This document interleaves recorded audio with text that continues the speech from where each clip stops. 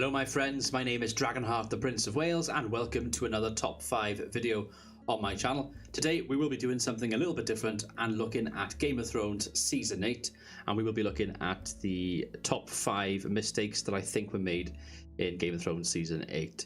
So what I'll be doing, I'll be running down from 5 to 1. These will be of course be my opinion, so if you agree or disagree, please let me know in the comments section below. Hopefully we can have a little discussion once the video is up on the channel.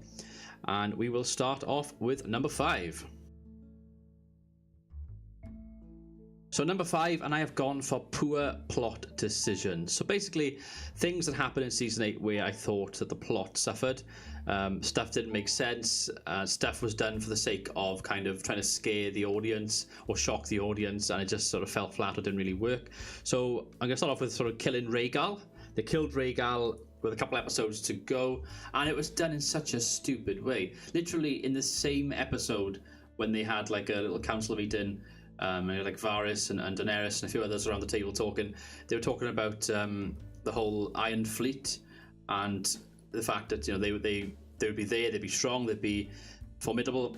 And well, the showrunners kind of said in the behind the episode thing afterwards that Daenerys kind of forgot about the Iron Fleet, which is just absolute crap in my honest opinion. Because if you're at war, why would you forget about like one of the strongest sort of components of your enemy's army?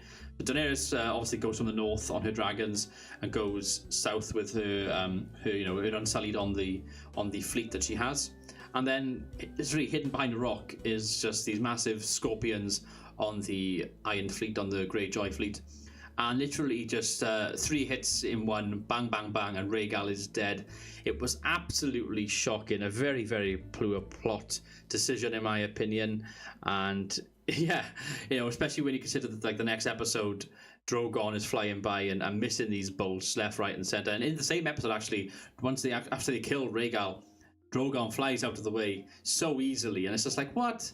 Like you can't have one rule for one, one for the other. And I know they're sort of saying like, oh yeah, but Rhaegal was beat up in the battle for the Long Night and stuff. But come on, seriously, like it made no sense. It's a very poor plot decision. Other poor plot decisions that happened off the top of my head: the Golden Company. They were built up to be such a fantastic and big kind of army and threat to Westeros and our heroes in the story. They come over from the east. They have war elephants, at least they do in the books anyway. The show even sort of teased this when Cersei is like, we're the war elephants, and they're like, oh, we can't get elephants on his ship.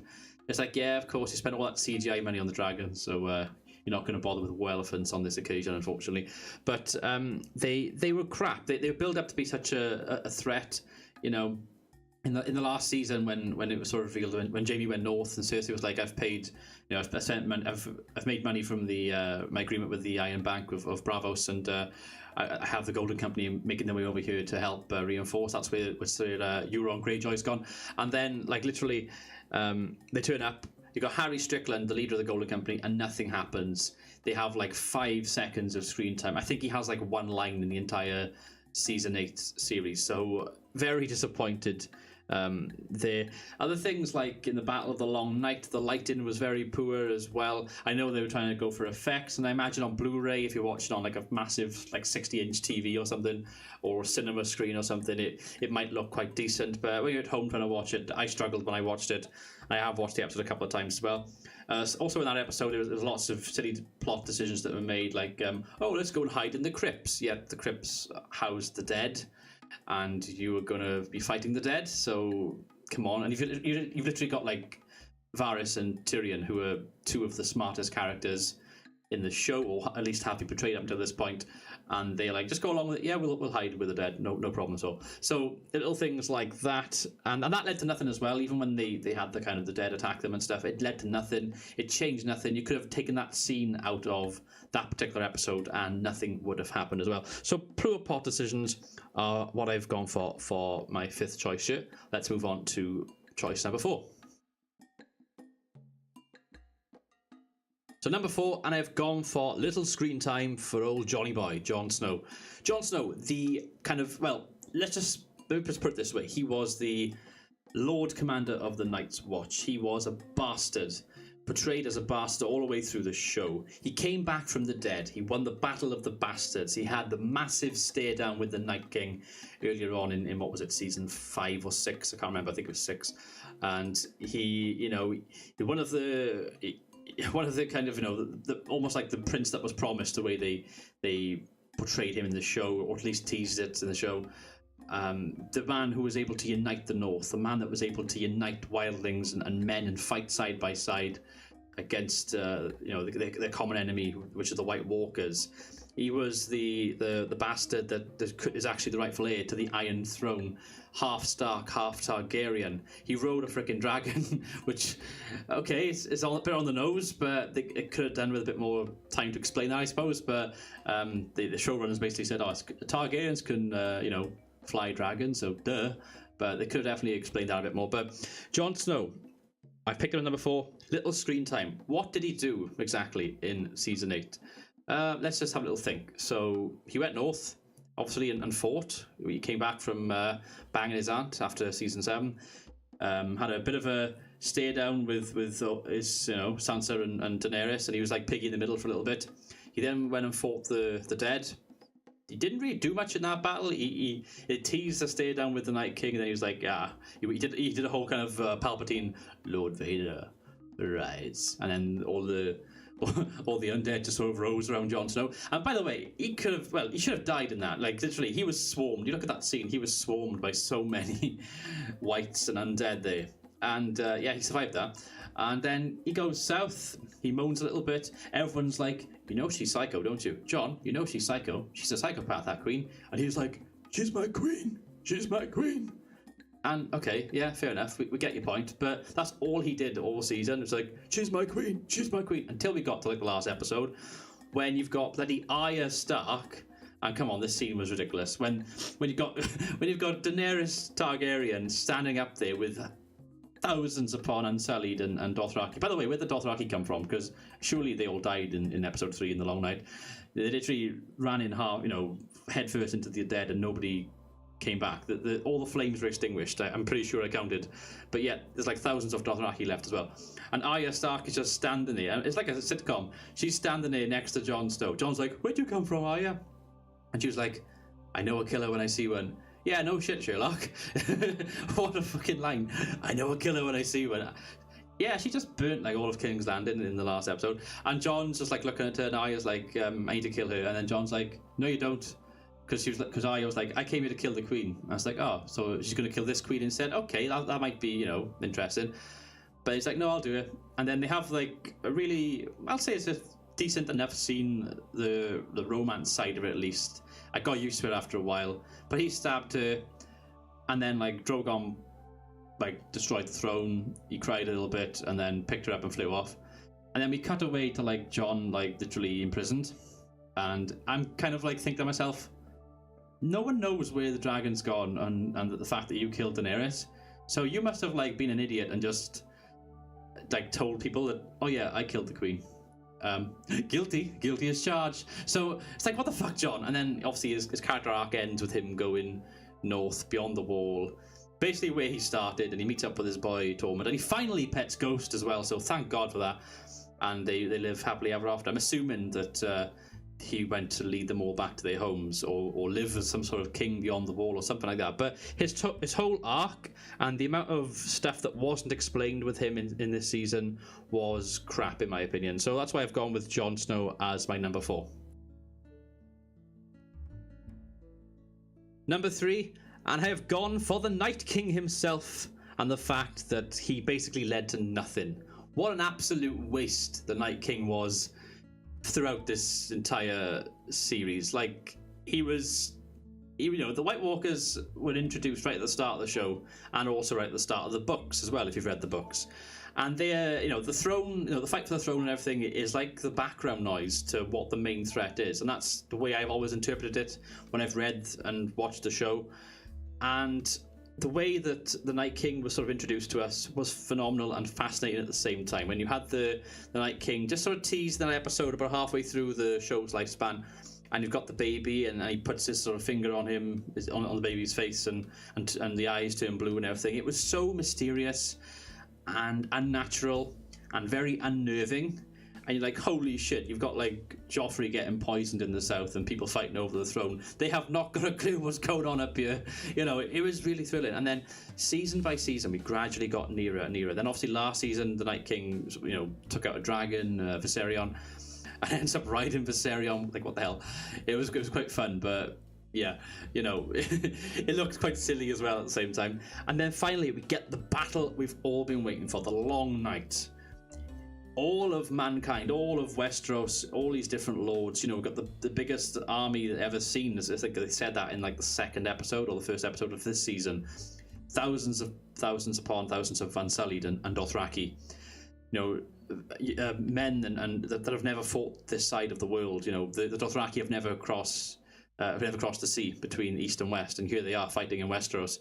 You've got Daenerys and her 2 dragons by this point, obviously Drogon and Rhaegal. You've got the north, well, basically what's left of the north. They've been ravaged by many wars. You've got, you know, all the houses that are left. Lyanna Mormont on her 48 men from Bear Island and whatever. And you've got Jaime Lannister that's there, and many other sort of knights and characters that you've watched throughout the show's lifespan, like Brienne of Tarth and the Hound and Beric Dondarrion, all fighting side by side, putting their past differences to one side. And they built it well. Like, the second episode was built lovely, especially with the song Jenny of Old Stones, which Podrick, Daniel Portman, the actor who plays Podrick, I don't know if he actually sang that or not. If he did, he absolutely sounds amazing, especially considering that he's a Scottish actor and you wouldn't know it by watching the show. And the way they did that kind of montage was beautiful, and I was pumped for episode 3. After episode 2, I was really pumped, really excited, and then we got down to it. I couldn't see what the hell was going on half the time, but the Night King was, you know, he wasn't there, and it was like, what? He's like hiding far back or far away in the battlefield, and then like Daenerys is like, we're going to try and snipe him. Let's snipe the Lord. I think it's Total War Warhammer or something. To snipe the Lord, and him and Jon Snow are flying after the Night King. That little bit of a tease in the sky could have been done better. I thought it was a bit sort of all over the shop. And then the Night King eventually arrives at the battlefield, and he has this little moment where he like does the whole Palpatine rise, and all the undead rise and start attacking everyone and whatnot. And he eventually gets to Bran, and then out of nowhere, hwah, got the Arya Ninja Stark just come out of nowhere and just stabbed him. Boom, he's dead.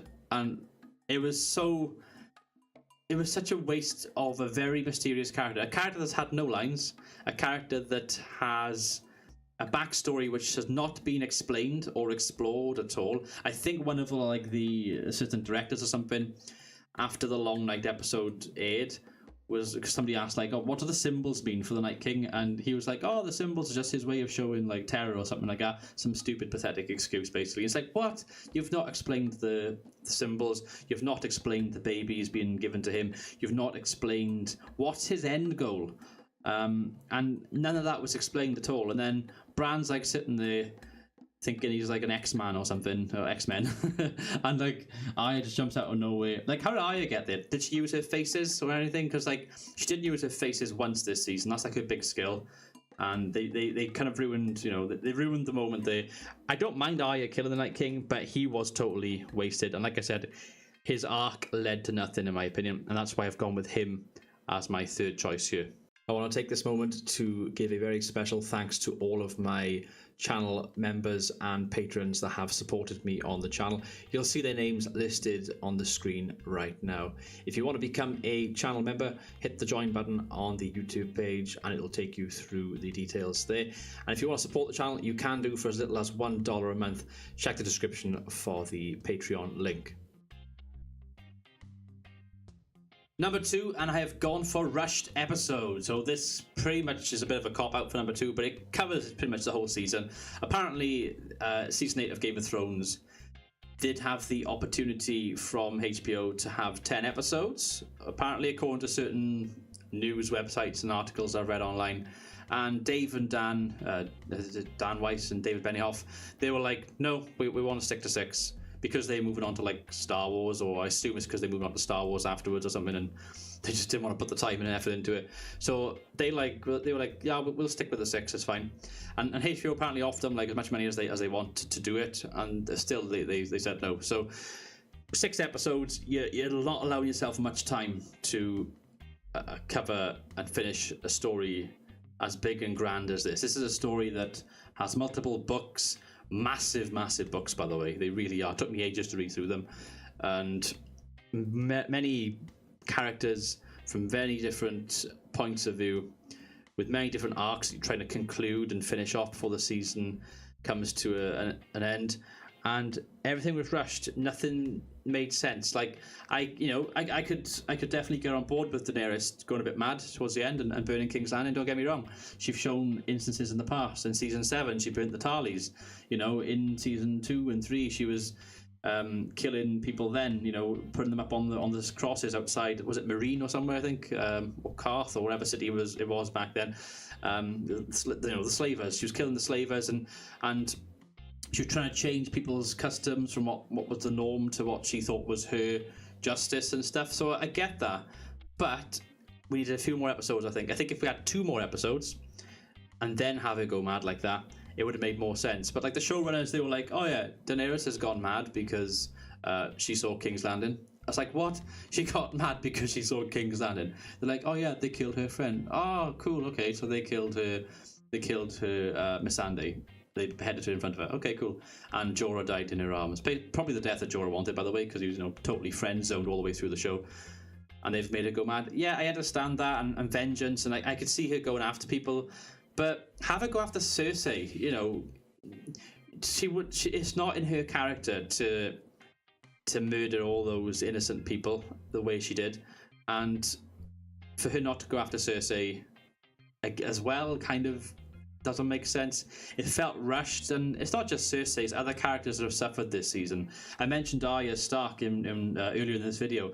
Arya Stark had a fantastic character arc, probably one of the best character arcs out of all the characters in the show, going from what she saw, her father being beheaded in season 1, all the way to the current season. Then season 8, she was kind of, what was she exactly? She jumped out of nowhere, killed the Night's King, did fuck all the rest of the season. Well, apart from going to King's Landing and being like, okay, I'm going to go and kill the Queen. Then she had a nice moment with the Hound. Give them props. That was a fantastic moment. I love the acting between the two of them. Maisie Williams and Rory McCann did fantastic jobs as both of their characters, and their chemistry was top notch. And then she left the city, and okay, we saw it from her point of view, which was nice. I can understand that. That fucking horse, though. What the hell? Like seriously, everyone died around her, bar her. Okay, that's a bit far fetched. And a horse, a white horse, just stand there. Like, what does that horse symbolize or signify at all? No idea. And she just walks out the city as if it's some video game. Like, okay, level's done, move on to level 28. No, I'm not buying any of that at all. Jon Snow, I mentioned, his little screen time. Like, why did he have so little screen time? There was stuff like that. Bran, like, why wasn't stuff explained with Bran? Bran becoming king. Okay, I can get on board with that, but please explain it to me, because I'm a bit stupid. Earlier on, he said, I don't want to be a lord. I'm not a lord anymore. I'm the three-eyed raven. I'm going back to bed now. Night, night. Like, that was basically Bran's character. And he's like, thank you, Theon. You have done well. Goodbye. And then you may as well be Anne Robinson and play the weakest link. You are the weakest link. Goodbye. That's kind of what Bran was. He was Anne Robinson this season. And then he's like, okay, I'll become king. And then Tyrion's like, are you sure? He's like, it's what I wanted, or something to that effect. He said that's why I came. That's why I came all the way down here. For fuck's sake, Bran. Like, nothing was explained. Like, in the actual Long Night episode in the battle, he literally just plugged his USB pen into the tree and did fuck all. So I would like to know where he went. Did he walk into those ravens? What was he doing? Was he just scouting? Because he can turn to like fucking dragons and shit, can't he? Or at least that's what I thought. That's what I thought when they said that he could fly. But that line again led to nothing. I always thought it would lead to something bigger like that, but no, it never was. It would have been cool if he'd walked into the dragon and like tossed the Night King off the dragon, and the Night King had like a stare down with Bran, and then Jon got involved. I think that's would have made more sense. I think, to me at least, but it was too rushed. A lot of things didn't make sense. 6 episodes was enough. I think at the very least, if they had another 2 episodes, 8, it would have been more time for them to have done stuff better than what they did. And anyway, we're going to go on to number 1 now, so let's get on to number 1. Number 1, and it probably won't come as a shock to anybody, but I've gone with Evil Daenerys. Evil Daenerys burning King's Landing to the ground. Was it a mistake? I think it was. I basically covered this sort of in the rushed episode section in part 2 of this. But her character, like, she is somebody who was, and she said it herself in the show, raped and defiled and, you know, chucked around, hoarded off and sold to the Dothraki, and she's had to grow as a character, and she had grown as a character. She was a very beautiful queen in Meereen. She was looking after all of those people that were slaved. She cared about those people. They were calling her Misa, you know, Misa, outside of Meereen, and they all had her up at the end of season 2 or 3, whatever it was, and they had her on her arms, and they had all of that going on. They had such a fantastic character there, and yeah, there were a few, you know, bits and bobs that were a bit thing with her, like her temperament, how she could snap and be a bit aggressive, and you know, they always say, like, the quote is, "Oh, a Targaryen, you flip a coin and they can go good or bad," sort of thing. But like, her character up until this season, really, up until season 8, like, we were all grown accustomed to it. Her character, you could sympathize with her. You knew she was ruthless when she had to be, and you actually thought she could be a good queen. And that's why the intrigue of Jon's true lineage was interesting, you know, way to go into season 8. The fact that we know that Jon should be the rightful king, yet Daenerys is his family, is his aunt, and she thinks she's the right queen. And what's going to happen when she finds out? And well, they teased it, and then she was like, "You need to, you know, you can't tell anyone." And he's like, "I'm going to tell Sansa." And he told Sansa, who told Tyrion, who told Varys, and that led to a stupid storyline then when when Varys betrays, like, Varys, the smartest character in the entire show, who does things for the good of the realm, literally just, like, gets himself killed, and then Tyrion just stands by. He's like, "Goodbye, old friend, nice knowing you," and then he betrays Daenerys as well. It's like, what? So everyone just betrayed Daenerys in, like, the same episode, or in, like, the last 2 episodes, whatever it was, last 2 episodes, because Tyrion tried to obviously free Jaime, and then Jaime tried to save Cersei and died in her arms. So he had the end that he wanted, I suppose, dying in the woman's arms he loved.